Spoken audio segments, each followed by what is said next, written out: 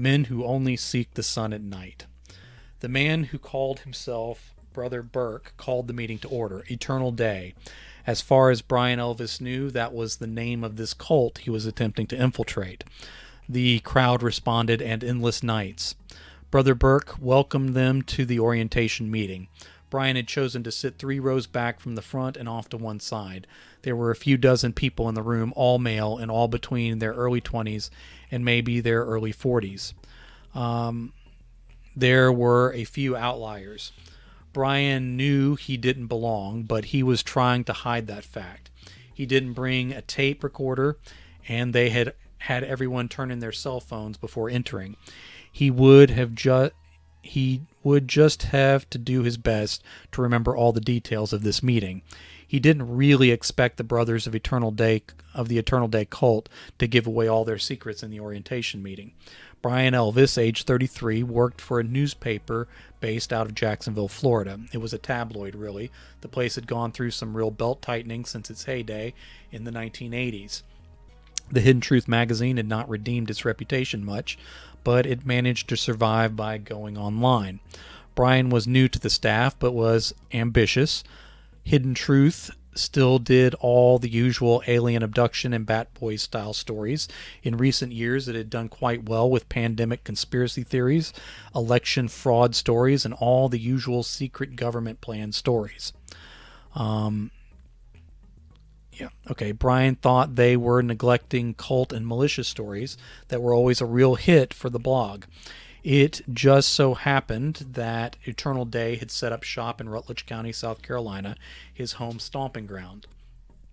This put Brian Elvis in a real good spot to show up in town, stay with his parents, and join these meetings without seeming like an outsider.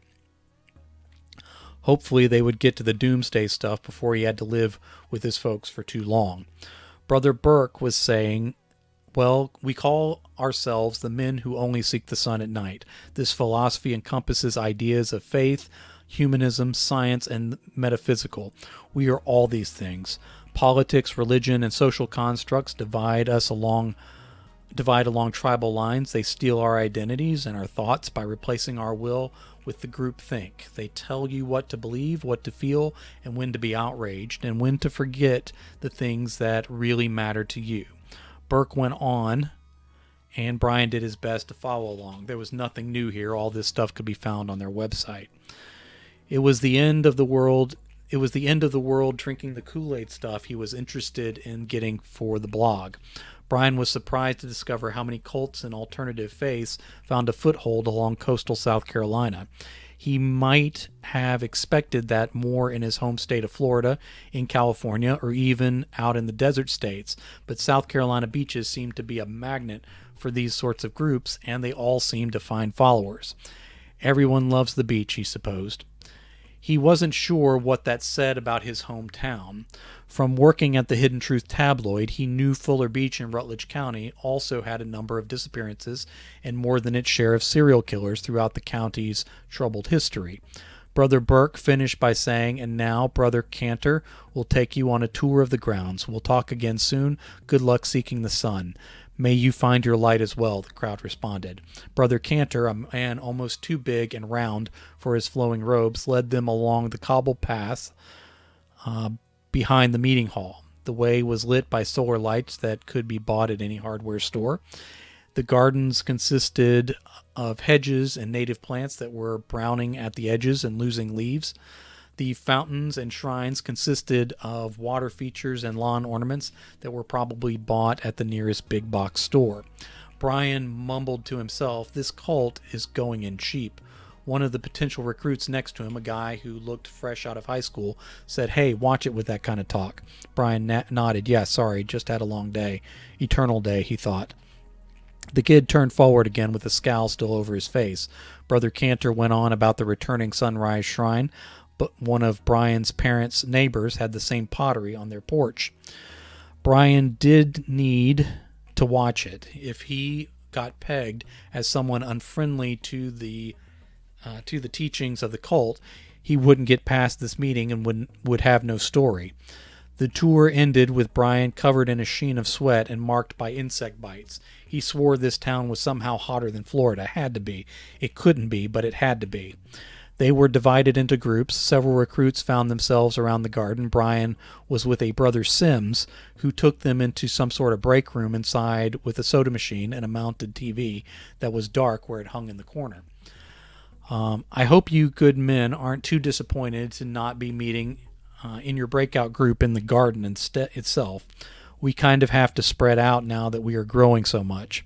The scowling young man was part of Brian's small group of 5, counting himself and not counting the brother. The kid seemed unhappy about that and about leaving the garden. Brother Sims took out a cigarette, lit it, and took a crunched empty can from the recycling bin behind him. He used it as an ashtray before asking, "You guys mind if I smoke?" "I thought that wasn't allowed," an older man in the group said. Sims blew smoke out and up and out of the corner of his mouth. He flicked some ash into the bent opening of the can. "We don't forbid anything. We strongly oppose certain practices we consider counterproductive. We discourage activities that can be harmful." He held up the burning cigarette as if to offer an example. "But we don't forbid anything." A couple of the men nodded along as if this were some deep truth they had come here to learn. The hidden truth, Brian thought. "This is your chance to ask your questions," Brother Sims said between drags. "No questions are off limits, although some answers will be harder to find." More nodding from the faithful Dom. The old guy spoke up again. By the sound of his gravelly voice, Brian was kind of surprised his first question wasn't whether he could bum a smoke. The old man asked, "What are the goals of eternal day?"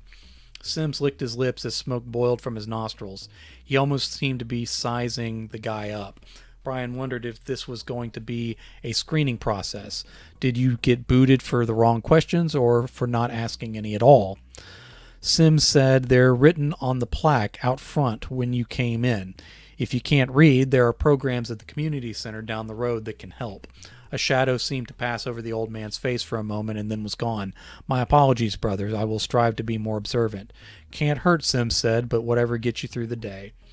Brian didn't hold the old man's chances of being accepted as very high at that moment. "How many levels of advancement are there within the faith?" the young man asked without his signature scowl. "Life is eternal," Sims said. "The world will never end. You keep advancing through the game. You can quit the game by quitting life, but the game goes on." More of that nodding from the woolly peanut gallery. What was I trying to say? I don't know what I was trying to say there. All right, from the woolly peanut gallery. All right, I'm just going to leave it there.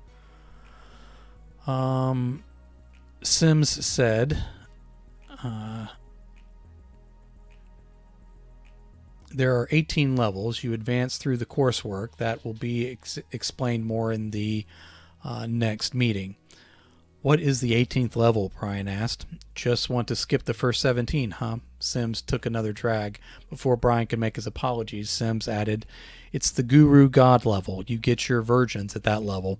Everyone exchanged a look after that. One of the former nodders now had a virgin-related question. Is that metaphorical or an afterlife promise, or do you mean... "No," Sims said. "You get actual living, breathing virgin women for yourself. The world does not end, so rewards must come in life in order to be truly enjoyed." That didn't sound very doomsday cultish. Cultish, sure, but not doomsday. "Has anyone reached that level?" another guy asked. Sims said, "Oh, a bunch. You wouldn't believe how many virgins we have stowed away around here and in members' houses. Of course, they don't stay virgins." Sims winked and clicked his tongue. Brian stammered out, "Are they here voluntarily?" Sims narrowed his eyes. "You think we have a net that we go out and scoop up virgins in without their families noticing?" No one answered. Sims rolled his eyes. "It's all consensual. We don't go around netting people. The women are here because they are super impressed by 18th level brothers." Stunned silence followed. "Do we have to put any money in?" the young man asked. Sims shrugged. "We accept donations, but all are made anonymously. We don't want to show any favor. Also, it helps keep the books clean at tax time."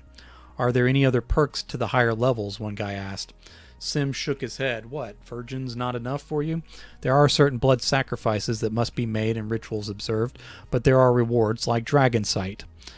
It took a moment, but finally the old man asked what dragon sight was. Sim said, you can see through walls, you can see into the past or possible futures, you can see into the minds of others, you can see creatures, portals, and worlds beyond, between and beyond this one. Do you have this sight? The young man asked. Sim shook his head again. I'm just 14th level myself, but I believe with a few more sacrifices I'll get there before Christmas. I'm super excited about Dragon Sight. Brian cleared his throat and asked, are you talking about literal blood sacrifices? Sim flicked some ash into the crunched soda can and said, you cannot unlock other worlds without the spilling of blood. Animals or people? The old man asked. Sim said, a lot of the time it's animals, but human sacrifice is better. It carries more power. Who are you sacrificing? Brian asked. Whoever we can find. Sim stared up as if contemplating. With sacrifices, we do have to catch them, sometimes runaways and vagrants, but also the relatives of powerful people. That power carries over to the spiritual world. Everyone stared in shock. There was no more happy nodding along. Sims just smoked and waited for the next question. Does anyone ever notice that people are missing? One guy finally asked.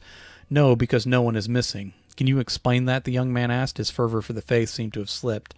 Sim said, sure, 16th level brothers and higher can raise the dead. Fortunately, with the memory loss that comes from resurrection, they don't even remember being sacrificed. They just go home a little confused. The men in the small group of recruits stared in shocked silence. Sims added, we've actually sacrificed a few people 5 or 6 times already. You get diminishing returns after a while, but power is power, am I right? After another silent pause, Sims went on. Now, being new, you will be expected to help catch and hold on to sacrifices until time for the blood rituals. We can't keep them all here, so you'll need a way to keep them captive at your homes until we call for them. Whoever your roommates, significant others, or relatives you live with are, you'll need to have a conversation with them about this new lifestyle. Brian started to ask a question, but only a squeak escaped. Sims went on. Now, there are times the sacrifices and resurrections don't go off exactly as planned. Sometimes they come back as zombies or possessed by demons. You will also need to store those misbegotten resurrections at your places until we get things sorted out. So I need you to consider getting stronger doors and locks on at least one room in your... Sim stopped and started to giggle. Soon he was holding his sides and laughing. When he stopped, he snubbed out his cigarette and stood up. I kept a straight face as long as I could. That was all bullshit, but you guys are bullshitters anyway. What are you talking about? The young man asked. We know you guys are all reporters, Sim said. That's why we pulled you aside. Now you need to leave. We can help you find the door if you're having trouble. A couple of larger men in robes stepped into the doorway. Brian and the other 4 men left out the front without being forced. Brother Sims tossed 5 cell phones out into the parking lot at Brian and the other men's feet. Sims bowed low and said, Eternal day, assholes. Good luck seeking the sun. The old man stuck up a middle finger. May you find your light as well. The doors slammed closed and locked. Everyone gathered up their discarded phones. Brian found his screen cracked. What outlets do you guys work for? The young man asked. Everyone went around and shared their credentials. When Brian said he was with the Hidden Truth, everyone gave him a look he was used to. The reputation of the tabloid preceded itself. Brian waved them off. Judge all you want. We all just tried to join a cult and failed. Welcome to tabloid and clickbait reporting, kids. The old man laughed. The kid found his scowl again. A few of them decided to go to a diner together. Brian begged off. He just returned to his parents' house and thought he'd probably head back to Jacksonville in the morning. Alien abduction stories did not require this much work.